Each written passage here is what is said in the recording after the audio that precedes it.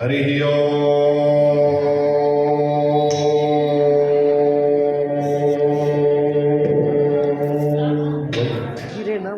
नमः परमहंसा स्वादित चरण कमल चिन्मकरन्दाय भक्त जनमानस निवासाय श्री रामचंद्राय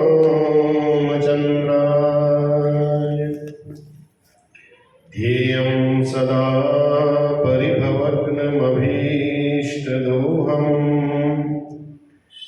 तीर्थास्पदं शिवविरिञ्चिनुतं शरण्यम् भृत्यार्तिहं प्रणतपालभवाब्धिमोदम् वन्दे महापुरुषते चरणारविन्दम्।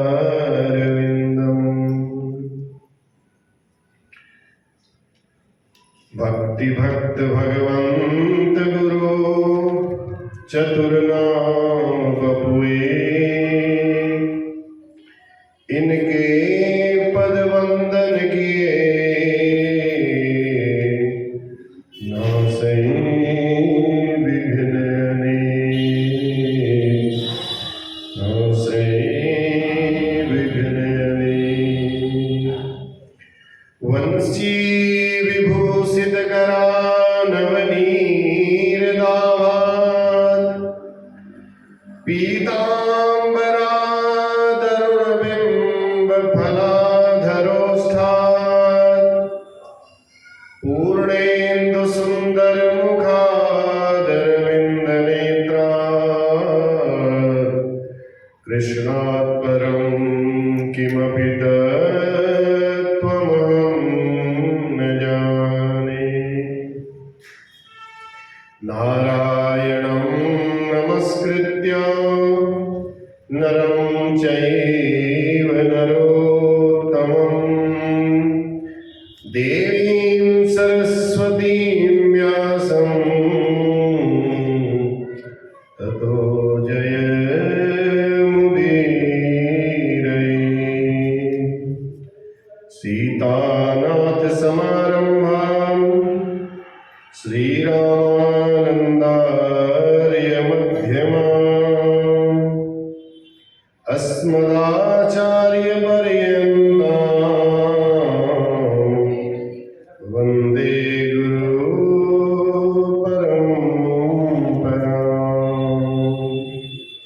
जय जय श्री राधारमण जय जय नवल किशोर जय गोपी चित चोर प्रभु जय जय माखन चोर जय जय माखन चोर। बोलबागे बिहारी लाल की जय। पवन सुत हनुमान की जय। सत्य सनातन धर्म की जय। जय जय श्री राधे।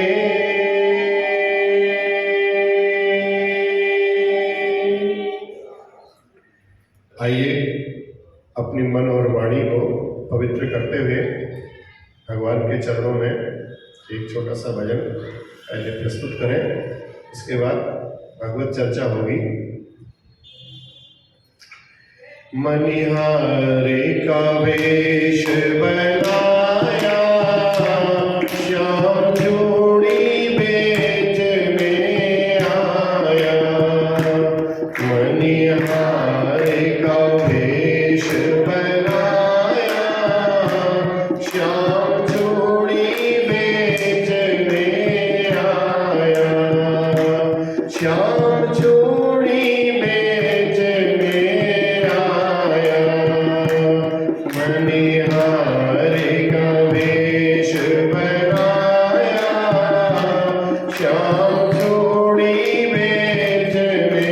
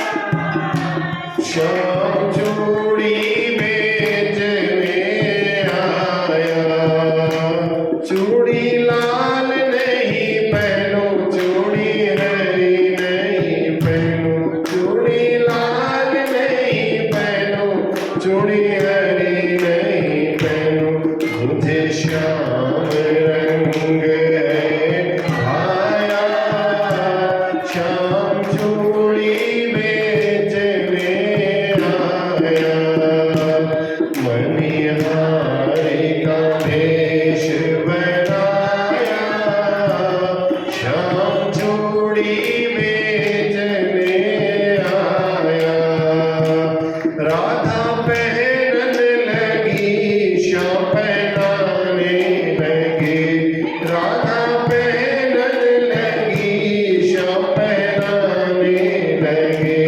धीरे से हाथ छुड़ाया, श्याम चूड़ी बेचने आया, मणिहारी का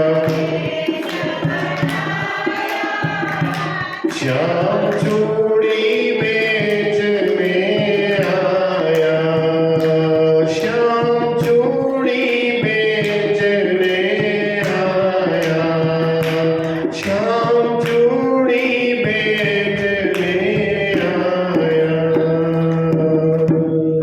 बोलो बांके बिहारी लाल की जय।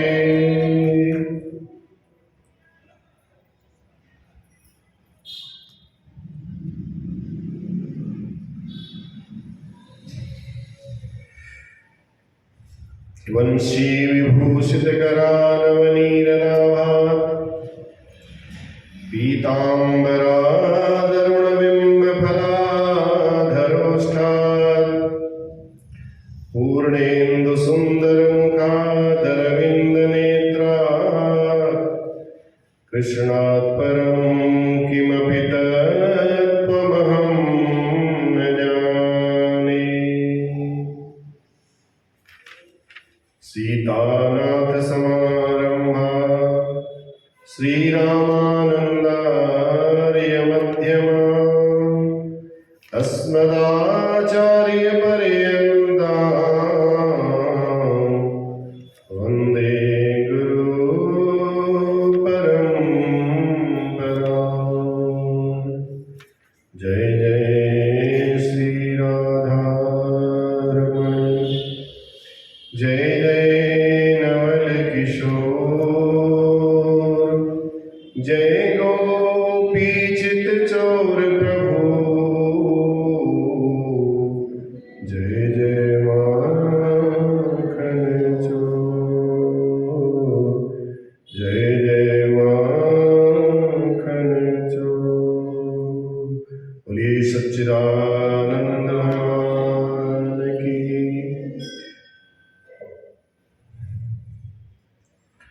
पुष्करं च प्रयागं च काशीं गोदावरीं तथा, हरिक्षेत्रं कुरुक्षेत्रं श्रीरङ्गं सेतुबन्धनम्, एवमादिषु तीर्थेषु भ्रममाण इतस्ततः। चारों सनकादिकों के पास कल की चर्चा में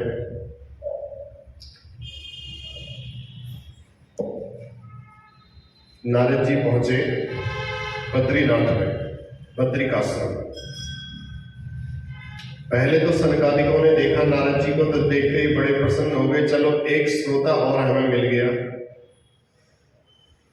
जैसे ही नारद जी सामने आए, नारद जी को जब देखा, उनका मुंह लटका हुआ है, उदासीन है, चिंतित है। तब सनकादिकों ने पूछा, कहा नारद जी महाराज, आप तो इतने ब्रह्मज्ञानी हो, वीतराग हो, मुक्त संग हो, कहीं तुमने ऐसा भी नहीं है कि कहीं झोपड़ी बनाई हो, तुम्हारी झोपड़ी टूट गई हो, फिर भी तुम इतने उदासीन क्यों बैठे हो, मुंह लटकाए हुए क्यों हो, इतने दुखी क्यों हो, आपके दुखी होने का कारण क्या है? भाई हम तो सोचते हैं कि कोई गृहस्थ लोगों को यदि समस्या आएगी तो हम नारद जी के पास भेज देंगे या नारद जी के पास जाएंगे तो नारद जी उनकी समस्या को दूर कर देंगे। आज नारद जी खुद ही समस्या में पड़े हुए हैं तो नारद जी कैसे समस्या दूर करेंगे? तो आप जैसे लोगों को ऐसे दुख करना अच्छा नहीं लगता है। नोचितम, ऐसा उचित नहीं है। वद कारणम, आपका कारण क्या है ऐसे चिंता का, कृपा करके बताएं। तब नारद जी ने अपने चारों भैयाओं को प्रणाम किया। कहा भैया सुनाता हूं आपको संसार, जितना मेरा मन खिन्न है, उदासीन है, इसका कारण क्या है। एक बार मैं संसार में सत्संग की इच्छा से घूम रहा था। भगवत रसिकों के बीच जाकर के भगवत चर्चा करूंगा, कुछ सुनूंगा, कुछ सुनाऊंगा। इस संसार में मैं सर्वत्र घूमा, चारों तरफ घूम करके देखा। नारद जी कहते हैं, सनकादिकों को बताते हैं, मैंने सारे तीर्थों का भ्रमण कर लिया भैया। कहीं सत्संग कर रहा हूं लेकिन मन में वही चिंता मुझे खाई जा रही है, वही चिंता मुझे परेशान की जा रही है। मेरा मन ही नहीं लग रहा सत्संग में, मैं बड़ा दुखी हूं। सारे तीर्थों में जाकर के देख लिया, सब जगह धार्मिक स्थानों में जाकर के देख लिया, मन मेरा कहीं चंचल, सब जगह जाकर के चंचल हो रहा, कहीं मन स्थिर हो ही नहीं रहा। कोई तीर्थ नहीं छोड़ा। कहां कहां गया बताते हैं, पुष्करम च प्रयागम च काशीम गोदावरीम तथा हरिक्षेत्रम कुरुक्षेत्रम श्रीरंगम सेतुबंधनम एवमादिषु तीर्थेषु ब्रह्मांड इतस्ततः। कोई तीर्थ मैंने ऐसा नहीं छोड़ा, समस्त भूमंडल में मेरे चित्त को कहीं भी शांति नहीं मिली। हरिद्वार भी चले गया, पुष्कर भी चले गया महाराज, काशी भी चले गया। किसी ने बोला नर्मदा के तट पर चले जाओ, वहां चले गया। किसी ने बोला गोदावरी के तट पर चले जाओ, वहां चले गया। हरिक्षेत्रम, हरिद्वार भी चले गया। कुरुक्षेत्र, कुरुक्षेत्र भी जाकर के देख लिया। श्रीरंगम, रंगनाथ जी के मंदिर में जाकर के भी देख लिया, कहीं महाराज मन को शांति नहीं मिली। तो मैंने सोचा चलो संतों के पास जाया जाए।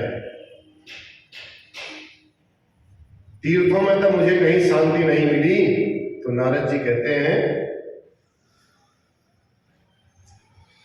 मैंने सोचा अब संतों के पास जाकर के देखे। भाई आश्रम बना करके बैठे हैं संत लोग, तपस्या करते हैं, बड़े बड़े सुना है मैंने। तो जब मैं संतों के पास गया महाराज, वहां की स्थिति जब मैंने देखी तो संतों के यहाँ तो देख करके मैं और ज्यादा परेशान हो गया। क्या देखा, पाखंड निरता संत, पाखंड परायण संत होते जा रहे हैं। जाके नख अरु जटा विशाला, सोई तापस कलिकाल विशाला। लंबे लंबे नाखून हो, लंबी लंबी जटाएं हो और बढ़िया से रेशमी वस्त्र पहने हुए हो, हाथ में बढ़िया सा दंड कमंडल हो, सोने का कमंडल हो। तो ऐसा जो बन करके हैं ये साधु महात्माओं को देखा मैंने। तो पाखंड, पापस्य खंड हो, पाखंड, पाप का ही जो एक हिस्सा है उसी को पाखंड बोलते हैं। अब महाराज संतों के यहाँ जब मैं गया, मैंने देखा बड़े बड़े आश्रम। जब देखे तो मैंने पूछ लिया एक संत से, महाराज जी ये बड़े बड़े आश्रम किसके हैं? तो किसी ने मेरे को बोला ये संत जो बैठे हैं ना, ये संतों के ही आश्रम है। मेरा मन और विचलित हो गया, संत और इनके इतने बड़े बड़े महल, बंगले। बंगला किसका है? आए बैठे हैं, त्यागी जी बैठे हैं, पैसे को छूते नहीं है, ये बंगला इनका है। और आगे गया महाराज, आश्रम में बच्चे ब्रह्मचारी लोग खेल रहे थे, वेदाध्ययन कर रहे थे। मैंने पूछा ये बच्चे किसके हैं? तो कहा बच्चे ब्रह्मचारी जी बैठे हैं, यहाँ के महंत हैं, इनके बच्चे। हल्ला कहाँ हो रहा? दूसरे आश्रम में जाके देखा बच्चे खूब शोरगुल कर रहे थे, वहां भी संत बैठ करके ध्यान में बैठे हुए थे। मैंने पूछ ही दिया महाराज ये बच्चे किसके हैं? तो उन्होंने कहा हल्ला कहाँ हो रहा है? इन्होंने कहा हल्ला तो मौनी बाबा जी के आश्रम में हो रहा है। तो ऐसी विपरीत परिस्थितियां मैंने जब संसार में घूम करके देखी, मन मेरा और ज्यादा उदास हो गया। पहले मैं तीर्थों में गया, तीर्थों में जाकर के मैं दुखी हुआ, तो मैंने कहा संतों के पास जाकर के देखें। तो ऐसी विचित्र स्थिति जब मैंने देखी, तपसी धनवंत दरिद्र गृही, कलि कौतुक तातन जात कही। पहले संत महात्मा जितना विरक्त होते थे उतना ही आज, जब तक उनके पास धन संपत्ति नहीं होगी उतने वो मान नहीं माने जाएंगे। आज जितना वैभव संपन्न महात्मा होंगे उतने ही वो श्रेष्ठ कहलाएंगे। ये उल्टा हो गया महाराज। ये सब देख करके मेरा चित्त बड़ा अशांत है। मैं आया था शांति करने, यहाँ शांति की खोज में, लेकिन यहाँ तो क्रांति मच गई महाराज। मन बड़ा मेरा दुखी हो गया, खलबली मच गई मेरे चित्त में। मैंने तब विचार किया, चलो छोड़ो, संतों के यहाँ भी देख लिया, मन बहुत देख लिया है, चलो गृहस्थों के यहाँ जाकर के देखें। अब नारद जी देखो, पहले तीर्थ में गए, फिर संतों के यहाँ गए। अब नारद जी ने विचार किया, गृहस्थी लोग भी हैं, गृहस्थियों के यहाँ जाकर के भी देखा जाए, भैया इनसे पूछ ले ये लोग कैसे रहते हैं संसार में। जब गृहस्थों के यहाँ गए महाराज, गृहस्थों के यहाँ भी मैंने विडंबना देखी। हो वहां देखकर तो और ज्यादा, तो तरुणी प्रभुतागे श्यालको बुद्धिदायक कन्या विक्रयणो लोभात दंपती नाम च कलकनम। क्या देखा? तरुणी प्रभुतागे। महाराज पत्नी का राज है उस घर में, वहां उसके अलावा किसकी चलती नहीं है। उठ कह दिया तो उठ, बैठ कह दिया तो बैठ। अरे राम राम, चलो मैंने सोच लिया ये तो पत्नी है, अपने पति को बोल रही, कोई बात नहीं। महाराज कोई जेठ है, कोई देवर है, कोई सास है, कोई ससुर है, उनसे सलाह नहीं हो रही है। शालको बुद्धिदायक, ससुराल से साले साहब को बुलाया जा रहा है, उनसे सलाह ली जा रही है, हम कैसे करें। कितनी बड़ी विडंबना है। कन्या विक्रयणो लोभात दंपती नाम च कलकनम। जब मैंने देखा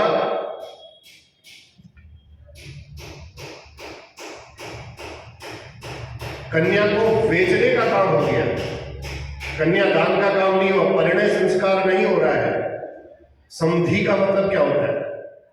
धी माने बुद्धि, सम माने समान।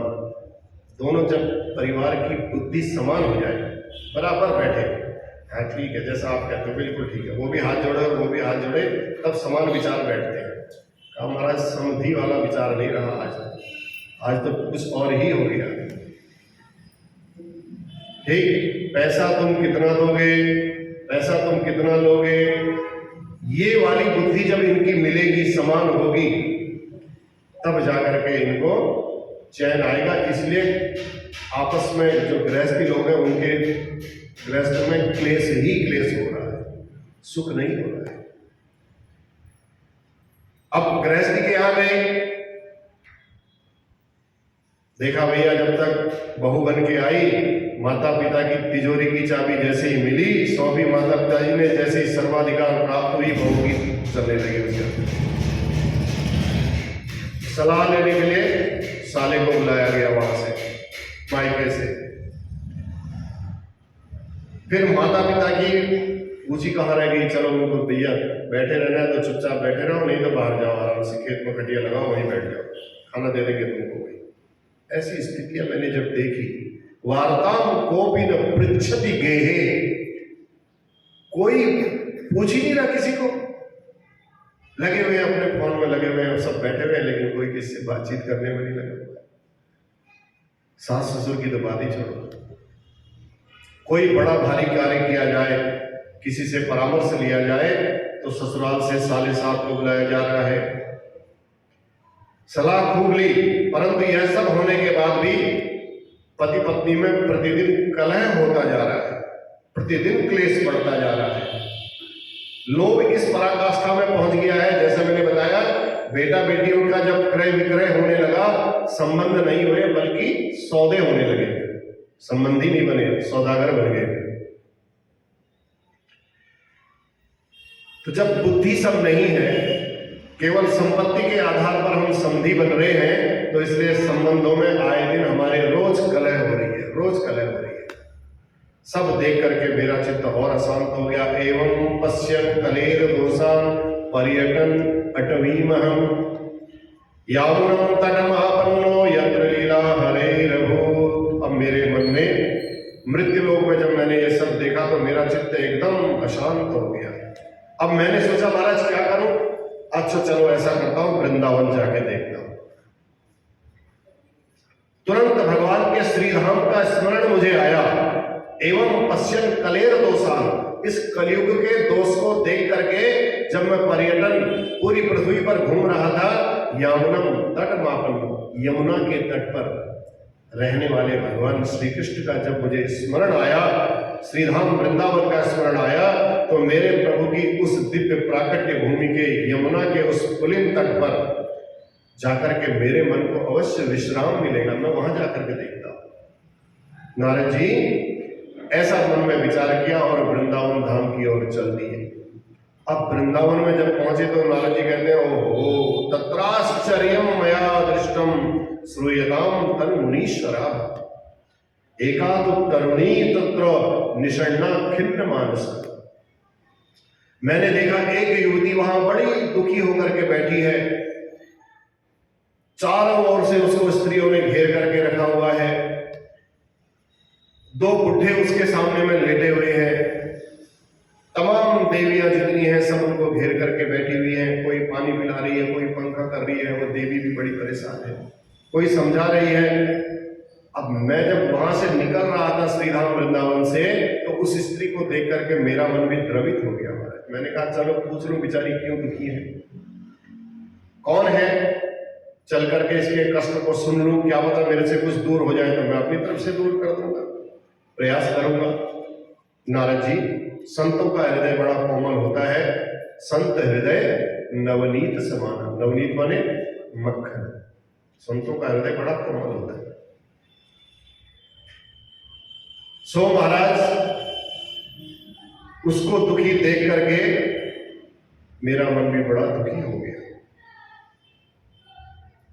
फिर मैं उसके पास गया, स्त्री के पास। अब जैसे ही मैं जाने लगा, मैंने देखा सारे स्त्रियों का समुदाय बैठा हुआ है, वो रो रही है। मेरे मन ने कहा भैया मैं उनके बीच में जाकर के कुछ कहूं, लेकिन मन ने एकदम रोक दिया, नहीं वो स्त्रियों का समाज है, तो एकदम जाएगा तो कहेगी मैं अपने दुख से वैसे ही परेशान हूं, तू और आ गया बीच में मेरे को परेशान करने के लिए, कहीं तिरस्कार न कर दे, कहीं वो मेरे को कुछ कह न दे। सोचता हूं, इच्छा होती है जाऊं उसके कष्ट को पूछूं, लेकिन इस डर से मैं वो उल्टा सीधा कोई जवाब न दे दे, इसलिए मैं वहां नहीं गया।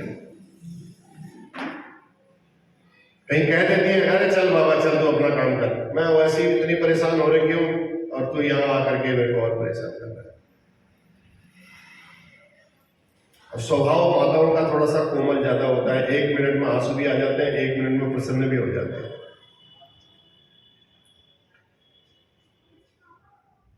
अब बिना मतलब के जाऊं, कहीं कुछ कहने दे, इसलिए मैं पास तक गया, वापस आ गया। सोच रहा था मन में इतनी बातें आई तो मैं वापस आ गया। जैसे ही मैं वापस आया तो उस जो स्त्री दुखी थी उसने मेरे को देख लिया। तब उस देवी ने देखा और तुरंत आवाज लगाई उसने, भो भो साधो क्षणं तिष्ठ मच्चिंतामपि नाशय दर्शनं तव लोकस्य सर्वथा घहरं परम्। भो साधो, अरे साधु महाराज, अरे सन्यासी जी, अरे प्रभु, अरे देवता जी, आप कहां जा रहे हो? भो साधु क्षणं तिष्ठ, 2 मिनट रुको महाराज, 2 मिनट रुको, 2 मिनट रुको प्लीज। मत चिंतामपि नाशय, मेरी चिंता को आप थोड़ा सा दूर कर दीजिए, उनका नाश कर दीजिए महाराज। दर्शनम तव, आपके दर्शन तो इस संसार में बड़े दुर्लभ हैं, आज मुझे तो दर्शन हो गए, वो तो पहचान गई। दर्शनम तव लोकस्य, और जब तुम्हारे दर्शन होते हैं सर्वथा अघहर, हमेशा वो पापों को हरने वाले ही होते हैं। तो इसलिए महाराज 2 मिनट सुनिए, रुकिए। संतों के दर्शन से ही सारे पाप ताप संताप सब नष्ट हो जाते हैं। मेरे तो न जाने कितने जन्मों के आज भाग्योदय हो गए जो आपके दर्शन हुए। आपके दर्शन मात्र से जीव का दारिद्र्य दूर हो जाता है, दुख दूर हो जाता है। तब नारद जी कहते हैं भैया, जब उन्होंने इस प्रकार कहा और हमें बुलाया तो हम उस देवी के पास चले गए। मैंने पूछ लिया देवी से, काशित्वम, पुरुष के लिए होता है कह कौ के संस्कृत में, स्त्रीलिंग के लिए होता है का के का। कह माने कौन, कोई पुरुष होगा, जैसे हिंदी में इंग्लिश में बोलते हैं ना ही, स्त्री के लिए बोलते हैं सी, ऐसे संस्कृत में बोलते हैं पुरुष के लिए कह कौन। अगर स्त्री होगी तो उसको कह नहीं बोले, उसको बोले का। तब उन्होंने काशित्वम, तुम कौन हो? नारद जी ने बोला किस कारण से आप रो रही हो? और का इमाम, ये जो बुढ़े लेटे हुए हैं ये कौन है? और ये जो देवियां तुमको घेर करके खड़ी हैं ये सब कौन है? कृपा करके तुम मुझे सविस्तार बताओ, रो मत। तुम रोती क्यों हो? वद देवी सविस्तारम स्वस्य दुखस्य कारणम, तुम्हारे दुख का जो कारण है तुम उसको विस्तार से मुझे बताओ। तब उसने, देवी ने बताया जो रो रही थी, उसने कहा अहम भक्तिरिति ख्याता इमो में तनयो मतो ज्ञान वैराग्य नामानो काल योगेन जर्जरो। महाराज मैं भक्ति हूं, अहम भक्ति इति ख्याता, भक्ति नाम से लोग मुझे जानते हैं। इमो में तनयो स्तः मतौ, ये जो दो लेटे हुए बुढ़े हैं महाराज ये मेरे पुत्र हैं। कौन है? ज्ञान वैराग्य नामानो, एक का नाम ज्ञान है और दूसरे का नाम वैराग्य है। काल योगेन जर्जरो, समय का ऐसा कुचक्र चला महाराज कि माता तो 20 साल की नवयुवती बन गई और बेटे 90 साल के बुढ़े बन गए। भक्ति है महाराज मेरा नाम। ये ज्ञान और वैराग्य जो दोनों वृद्धावस्था में आपको दिख रहे हैं, जो बुढ़े के रूप में दिख रहे हैं, ये मेरे ही बेटे हैं। इमो में तनयो बताओ, मेरे दुख का मूल कारण यही है महाराज। कैसी विडंबना है, देखो काल की, समय की कैसी विडंबना है। मैं अपना पूरा परिचय आपको सुनाऊं तब भक्ति अपना परिचय बताती है। महाराज मैं दक्षिण भारत में तो पैदा हुई थी, भक्ति की जागृति उत्पन्न कहां से हुई? भक्ति दक्षिण भारत से। कर्नाटक की ओर बढ़ी महाराज, थोड़ा सा आई तो वहां थोड़ा सा बढ़ने लगी अवस्था मेरी, थोड़ा सा भक्ति की स्थिति और अच्छी हो गई कर्नाटक में। महाराष्ट्र आदि प्रदेशों में कहीं कहीं पर महाराज मेरा सम्मान हुआ, कहीं कहीं पर मेरा अपमान भी हुआ। वहां से आगे बढ़ती गई। ऐसे कई प्रदेश थे जहां पाखंडियों ने खंडित होकर के मुझे बहुत पीड़ित भी किया, मुझे कुछ सम्मान नहीं दिया महाराज। इस प्रकार मैं अनेकों देशों में घूमती ये वृंदावन धाम में पधारी। वृंदावनम पुनः प्राप्य नवीनेव स्वरूपिणी, मैं वृंदावन में आई महाराज, मैं तो बिल्कुल नवीन स्वरूप को धारण कर लिया मैंने। मैं तो 20 साल की बन गई, लेकिन ये ब्रजभूमि में मैं नवयौवना हो गई और न जाने पता नहीं क्या हुआ, मेरे बच्चे एकदम ये बूढ़े हो गए। क्या हो गया महाराज मेरे बालकों को? कृपा करके आप बताएं।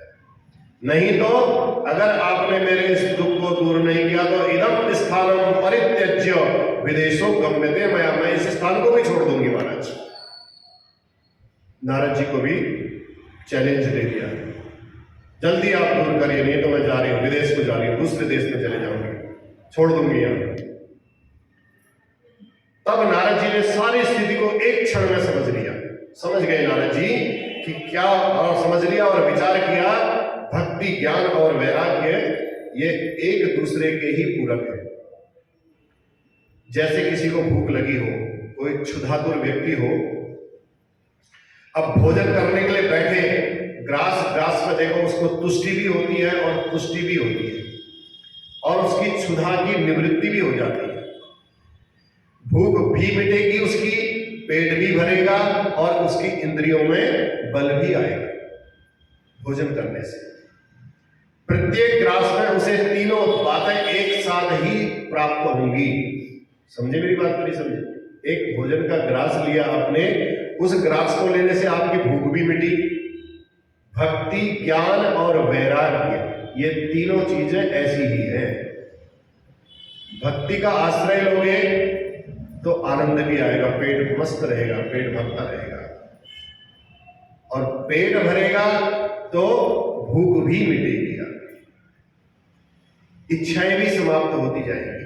जब पेट भर जाए, कोई जबरदस्ती कहे एक रसगुल्ला तो और खा, नहीं नहीं नहीं, पहले तो आप कहोगे नहीं नहीं अभी नहीं खाता हूं, एक खाने की इच्छा होगी तो फिर एक और खा लिया, तो पहले तो इतना हाथ जाता है, फिर दूसरी जबरदस्ती कहे नहीं नहीं रहने दे, चल एक मेरी तरफ से खा लो, अरे नहीं इतना इतना ही आ जाएगा, और तीसरा जब पकड़ा नहीं नहीं रहने दे, रहने अब नहीं खाओ, अब नहीं खाऊंगी, फिर कितनी जल्दी हाथ आगे पहुंच जाता है। तो जो क्षुधा होती है, जो भूख होती है, वो भूख मिट जाती है, फिर खाने की इच्छा नहीं रहती है। तो उसी प्रकार ज्यों ज्यों, अब इसको अध्यात्म से जोड़ के देखो, ज्यों ज्यों भगवत चरणारविंद में आपका प्रेम बढ़ता जाएगा, त्यों त्यों भक्ति पुष्ट होती जाएगी। समझ गए? जैसे जैसे भगवान के चरणों में आपका प्रेम बढ़ता जाएगा, ऐसे ऐसे ये भक्ति और अधिक पुष्ट होती जाएगी, और जैसे भक्ति पुष्ट होगी, त्यों त्यों भगवान के स्वरूप का आपको बोध होता जाएगा, और भगवान की कथा आपको आगे से सुनने में अच्छी लगने लगेगी। ये लगेगी तभी जब भक्ति और ज्ञान का संयोग होगा, और भगवान के स्वरूप का जब बोध हो जाएगा, तो जैसे ही भगवान के स्वरूप का बोध होगा, भगवान से प्रेम होता जाएगा, और भगवान के स्वरूप का ज्ञान होता गया, संसार की जो आसक्ति है, जो बंधन है, वो अपने आप छूटता चला जाएगा, वैराग्य भी हो जाएगा। ज्ञान के साथ भक्ति आएगी, और भक्ति के साथ फिर ये वैराग्य भी आएगा। ये तीनों एक दूसरे के पूरक हैं। तो इसलिए यह क्रियाएं अलग अलग नहीं है। यदि आपके जीवन में खाली भक्ति ही भक्ति है, ज्ञान और वैराग्य ठीक नहीं है, तो आपकी स्थिति, आपकी जो भक्ति है, वो बांझ स्त्री के समान है। ज्ञान वैराग्य के बिना भक्ति अपूर्ण है। ज्ञान और वैराग्य होना बहुत जरूरी है भक्ति के साथ। जैसे संतान के बिना मां का मातृत्व अपूर्ण है, उसी प्रकार ज्ञान और भक्ति के ये ज्ञान, उसी प्रकार ज्ञान और वैराग्य भक्ति के ये पुत्र है। ज्ञान और वैराग्य के बिना भक्ति की परिपूर्णता हो ही नहीं सकती। नारद जी ने तुरंत भक्ति माता को वचन दिया, चैलेंज दिया था नारद जी को, कहा नहीं, अगर तुमने मेरे दुख को दूर नहीं किया तो विदेशों गम्यते, मैं भाग जाऊंगी यहाँ से। तब नारद जी ने आश्वासन दिया, नारद जी ने कहा नहीं नहीं माता, ऐसे आप वृंदावन छोड़ करके मत जाइए, क्योंकि आज हर क्षेत्र में लोगों का आकर्षण भागने की ही ओर जा रहा है। मैं यहां से छोड़ करके वहां चले जाऊं, वहां से छोड़ करके वहां चले जाऊं, उसमें शांति मिलने वाली नहीं है। ऐसी ही हम लोगों की, भारतवासियों की ये भी दृष्टि ऐसी बन गई है, चाहे कोई कथावाचक हो, चाहे कोई महात्मा हो, चाहे कोई देश विदेश में प्रामाणिक रूप से, जब तक उनका प्रचार प्रसार न हो जाए, जब तक चैनल में हमारी फोटो न आने लग जाए, तब तक हमारे मन में भी शांति नहीं होती। टीवी में आने लग जाए, भैया विदेशों में से भी हमारे पास ऑफर आ रहे हैं, हम तो विदेश गए थे, तो सबको बाहर भागने की लगी हुई है, सबको बाहर भागने की लगी हुई है। तो माते, आप ऐसा बिल्कुल मत कीजिए। नारद जी ने वचन दिया, सतयुग, द्वापर और त्रेता में तो बड़े आनंद से आप रही, आपको कोई दिक्कत नहीं हुई। अब घोर कलिकाल आ गया है, तो इस कलिकाल में सदाचार तो लुप्त होता जा रहा है। तेन लुप्तः सदाचारो योग मार्गस तपान सिंचाओ। बुद्धिमान व्यक्ति वही है जो धैर्य पूर्वक अपने नियमों का पालन करता रहे, क्योंकि अभी तक तो फिर भी बहुत कुछ आपको मंगल दिखाई पड़ रहा है, अच्छा दिखाई पड़ रहा है। वर्षे वर्षे क्रमात् जाता मंगलम नापि दृश्यते। कैसा घोर कलयुग आ रहा है, आप अपनी आंखों से देख रहे हो ना। आप जब छोटे थे तब थोड़ा सा माहौल कितना अच्छा था, आज आप थोड़ा सा अवस्था, वृद्ध अवस्था होने लगी, लेकिन बच्चों का माहौल देखने में कितना ज्यादा बिगड़ते जा रहा है। तो मन को स्थिर करने की आवश्यकता है, इधर उधर जाने से शांति की प्राप्ति नहीं होगी। एक कमरे का घर छोड़ करके 2 कमरे के घर में चले जाओगे तो मन तो वही है ना। 2 कमरे का छोड़ करके 4 में चले जाओगे तो भी मन वही रहेगा। मन में शांति आपको 1 कमरे में भी उतनी ही मिलेगी और 4 कमरे में जाके भी उतनी मिलेगी। और अशांत रहने के लिए आपको 4 कमरे में जाकर के भी शांति की प्राप्ति नहीं हो सकती। आप सोचो मैं 4 कमरे वाला मेरा घर हो जाए या बढ़िया सा 8 कमरे हो जाए, 10 कमरे हो जाए, पूरा विला हो जाए, लेकिन ऐसे शांति नहीं मिल सकती। वृंदावन से संयोगा पुनस्त्वम तरुणी नवा। देखो आप वृंदावन में आकर के कम से कम जवान तो हो गई। नारद जी कहते हैं इस वृंदावन में आप वहां से तो ज्ञान और वैराग्य दोनों ठीक चल रहे थे, तुम्हारे पुत्र की तरह ही थे, तुम भी एक अवस्था वाली स्त्री थी, लेकिन इस वृंदावन भूमि को देखो, यहाँ आकर के तुम तो कम से कम नवयौवना हो गई हो, भक्ति तो जागृत हो गई ना। धन्यम वृंदावनम तेनो भक्तिर नृत्यति यत्र स। वो वृंदावन धाम धन्य है जहां भक्ति हमेशा नृत्य करती है। वह ब्रज भूमि धन्य है इस कलिकाल में, जहां पर इस कलिकाल में भी भक्ति का इस प्रकार आज भी आदर किया जा रहा है। जहां आप नाच रही हो, भक्ति मैया ने पूछा बाबा एक बात तो बताओ, अब आप कहते हो कि कलयुग में कम से कम इतना आदर तो किया जा रहा है, ये कलिकाल इतना दुष्ट क्यों है महाराज?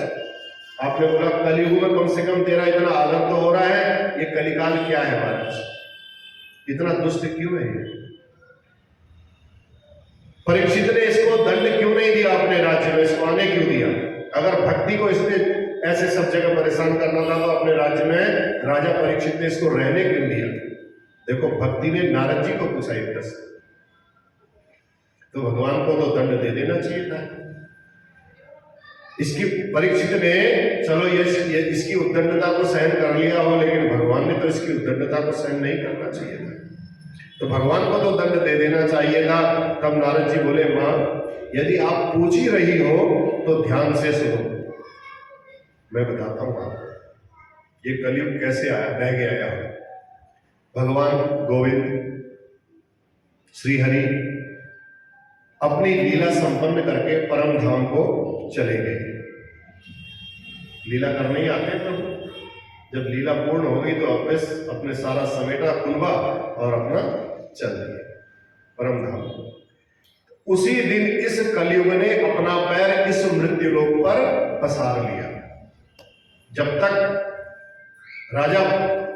भगवान इस धरती पर थे तब तक कलयुग का कोई प्रभाव नहीं था।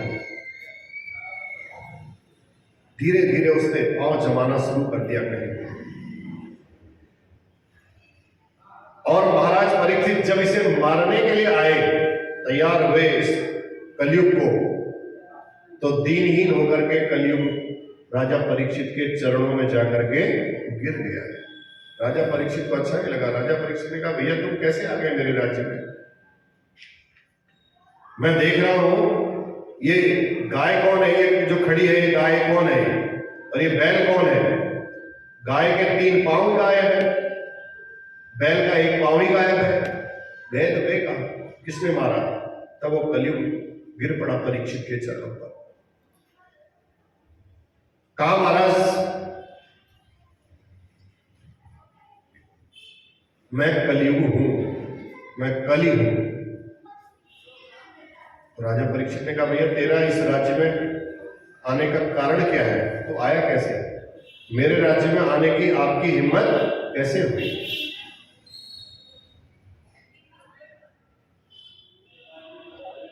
तब राजा परीक्षित को उसने बोला महाराज इतना आप मेरे को दंड मत दीजिए, ज्यादा आप दुखी मत करिए मेरे को। मैं हूं जरूर, कलयुग हूं, बुद्धि सबकी खराब है कलयुग में, कलयुग में दोष बहुत हैं। आपने भी मेरे को बहुत दोषी ठहरा दिया है महाराज, लेकिन मेरे में एक गुण बहुत अच्छा है। परीक्षित ने कहा है गुण है तेरे को? हम तो सोचते हैं, लोग कहते हैं कलयुग कलयुग कलयुग आ गया, कलयुग आ गया, कलयुग में तो कोई गुण ही नहीं है महाराज। एक गुण बहुत अच्छा है मेरे ऊपर। क्या है? यद फलम नास्ति तपसा न योगेन न समाधिना तत्फलम लभ्यते सम्यक कलौ केशव कीर्तना। यद फलम नास्ति तपसा, जो तपस्या करने से फल की प्राप्ति नहीं होती है, जो योग करने से फल की प्राप्ति नहीं होती है, तत्फलम लभ्यते सम्यक कलौ केशव कीर्तना, भगवान का कीर्तन करने से, इस कलयुग में राम का नाम लेने से सब प्रकार से पुण्यों की प्राप्ति हो जाती है। कलयुग केवल नाम आधारा, कलयुग केवल नाम आधारा, सुमिरि सुमिरि नर उतरहि पारा, सुमिरि सुमिरि नर उतरहि पारा, कलयुग केवल, एक और है, हरि गुण गाहा, कलयुग केवल हरि गुण गाहा, गावत नर पावहि भव थाहा, गावत नर पावहि भव थाहा। अन्य युगों में घोर तपस्या करने से फल की प्राप्ति होती थी, बहुत तपस्या करनी पड़ती थी, सतयुग में भी, त्रेता में भी, द्वापर में भी बहुत बड़े बड़े यज्ञ करने पड़ते थे, तब जाकर के कहीं फल मिलता था। वही फल कलिकाल में केवल नाम संकीर्तन करने मात्र से प्राप्त हो जाता है। यही इसका वैशिष्ट्य है, इस कलयुग का सबसे विशिष्ट गुण है। महाराज परीक्षित ने जब ये बात सुनी तो ये बात महाराज परीक्षित को पसंद आ गई तुरंत।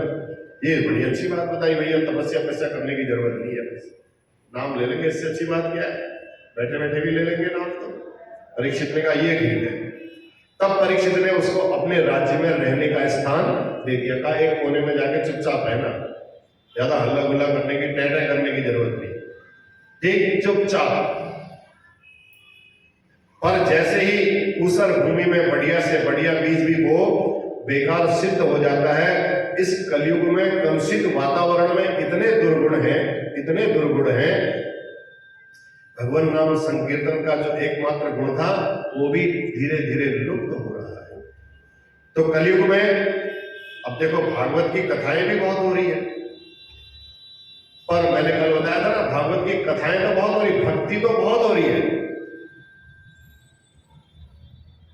कथा भागवत के अर्थ पर किसी का ध्यान नहीं है। बढ़िया नाचना भी हो रहा है, गाना भी हो रहा है, कीर्तन भी हो रहा है, भजन भी हो रहा है। मैंने कल बोला था ना, भागवत के अर्थ पर ध्यान नहीं है, भागवत से अर्थ कैसे मिले ये ध्यान सबका है। तो भागवत से अर्थ प्राप्ति नहीं हो ये भाव नहीं होना चाहिए, भागवत का अर्थ जानने की इच्छा होनी चाहिए। भैया क्या लिखा है पुस्तक में, भाव क्या है। आजकल बस वही श्रोता वक्ता दोनों की दृष्टि अर्थ पर ही पड़ी हुई है। कल मैंने आप पर ही चर्चा कर दी। तो सबका दृष्टिकोण जब यही बन गया, दुस्त्यजत कथार्थ, भागवत के अर्थ पर यदि सबकी दृष्टि चली जाए तो भागवत के तात्पर्य को सब धीरे धीरे समझने लगेंगे और अपने आप ही जो धन की आसक्ति है वो धन की आसक्ति धीरे धीरे छूटने लगेगी। भागवत तो कल्प वृक्ष है। मैंने कल बोला ना, भागवत करने वाले कोई वक्ता बता दीजिए कोई गरीब हो। ये तो कल्प वृक्ष है, जो मांगोगे यहां से वो अपने आप मिलेगा, आपको मांगने की जरूरत नहीं है। आपको भागवत से अर्थ नहीं निकालना है, भागवत का अर्थ बताना है। इसलिए मैंने बोला एक 7 दिन वाले में आनंद नहीं आएगा, आनंद आएगा 1 महीने करो, 2 महीने करो, 6 महीने करो, बीच बीच में गैप देके करो। सत्संग का आनंद तब आएगा, भागवत का अर्थ तब समझ में आएगा। तो ये तो भागवत एक कल्प वृक्ष के समान है। जो व्यापार बढ़िया चलाना चाहे उनका व्यापार भी बड़ा अच्छा चल जाता है। वास्तव में जो विद्वान है वो एक भागवत के द्वारा अपना अर्थ सिद्ध नहीं करना चाहते।